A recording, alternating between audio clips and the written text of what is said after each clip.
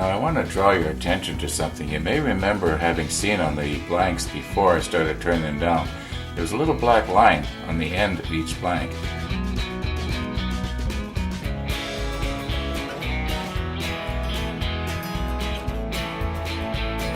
That's because this used to be one piece of wood, and I cut it in half right here, and I had wanted to keep the grain exactly the same.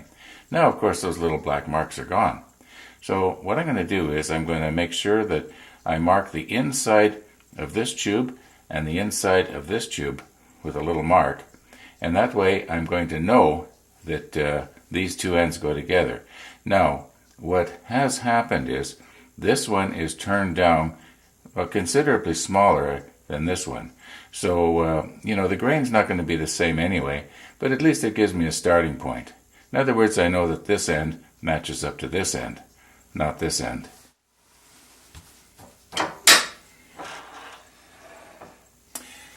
Oh, here's what I was talking about when I was talking about the mandrel saver grabbing onto the threads. You can see the threads here. There's only about not even a quarter of an inch from the threads to the, well, I'll show you.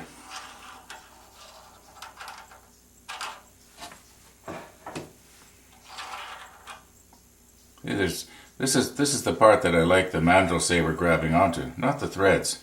Anyway, I think you get the idea.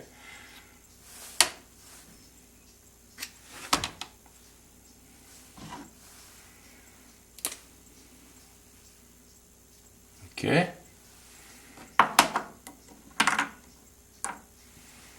Now we'll do the same here.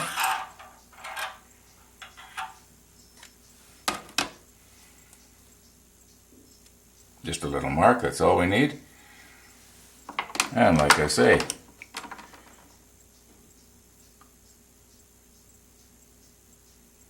so where is it? Oh, there it is. So now I know that this end and this end go together. And it'll be a lot easier to try and match it up. But like I say, it might not match up again anyway. Well, we've got the monkey wood done, the mahogany, the sycamore, the oak, and what's left is the burl.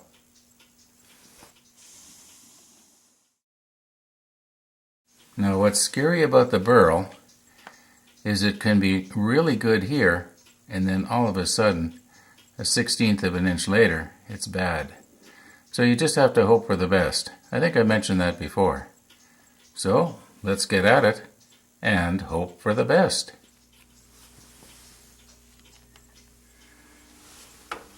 Now I don't think it matters which way this goes on, this way or this way. With burl, it's all the same, sort of.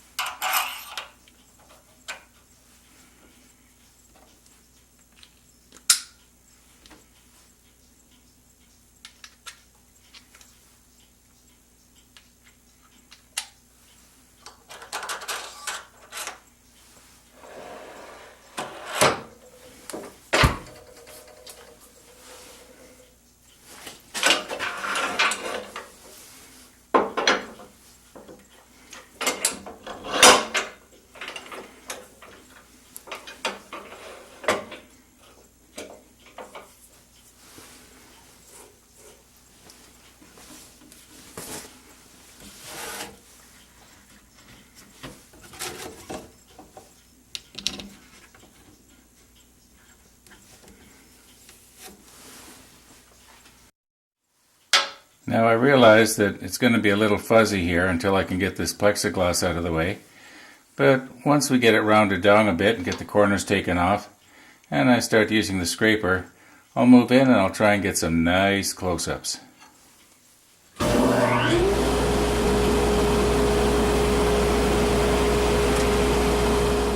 Now that is, once I get this lathe going in the right direction.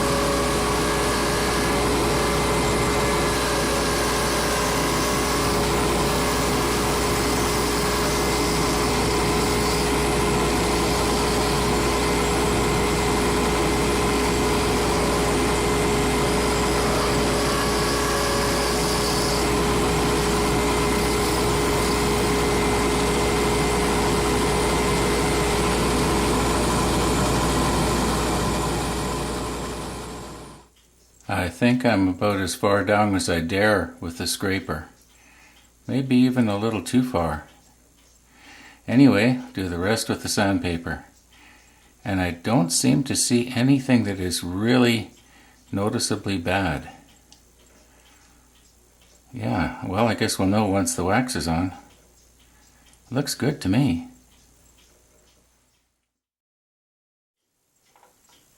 Well, looking at it up really close, I can see that I do have a little bit to play with there. So if I'm really careful with the 220 grit, and even the 400 grit, I gotta be careful. But I'm okay. Actually, it's gonna end up being perfect.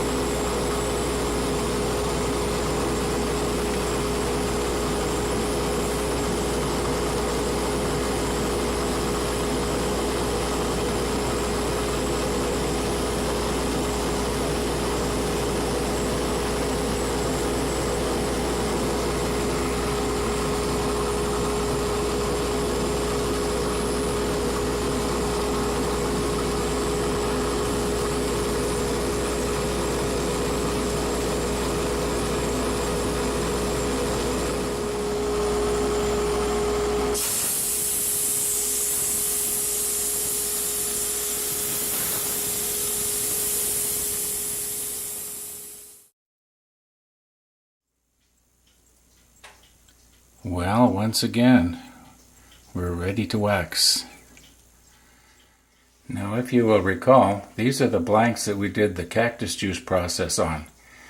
And I have found that using this and cactus juice impermeated blanks do not go well together at high speed. So what I'm going to do is I'm going to use the cut and shine, and very carefully, for the first couple of coats anyway, just use this paste wax. It's got a grit in it.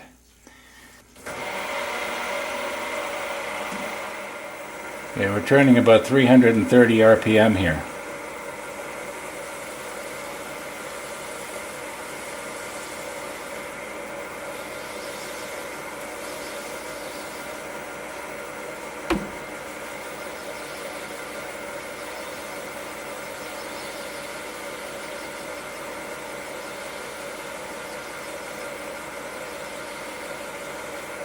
Now this paste wax with a grit in it, it will remove the metal from the bushings.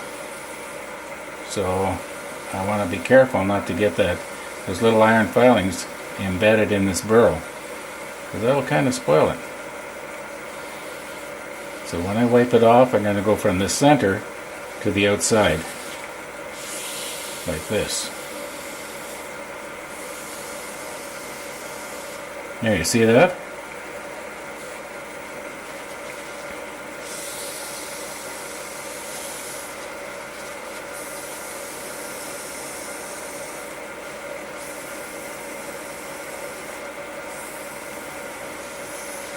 I always try to use a fresh piece of paper towel for each pass.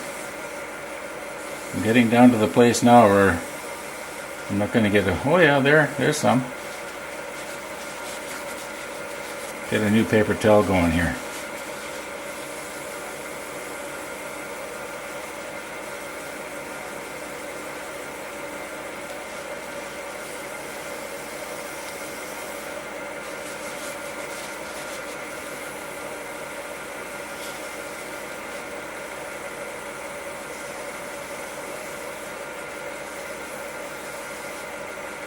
Pretty well got it now.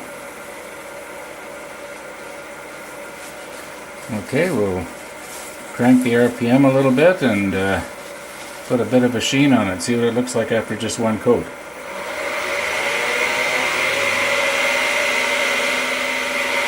We're doing about 1300 RPM right now. I don't want to build up too much heat because it might sort of melt the cactus juice. I don't know if it melts it or what, but I've had bad experience when I built up too much heat. Okay, let's see what we got.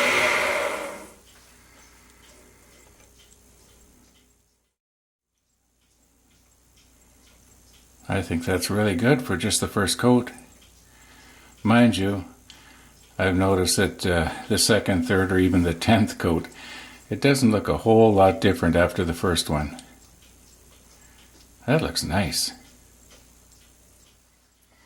I gave it one more treatment with the cut and polish, and I think it was 4 of this. And I was very careful not to crank the RPM too high when I used this. Like I say, don't want to generate a bunch of heat. But I think it's ready to come off. I don't think I can get it any better.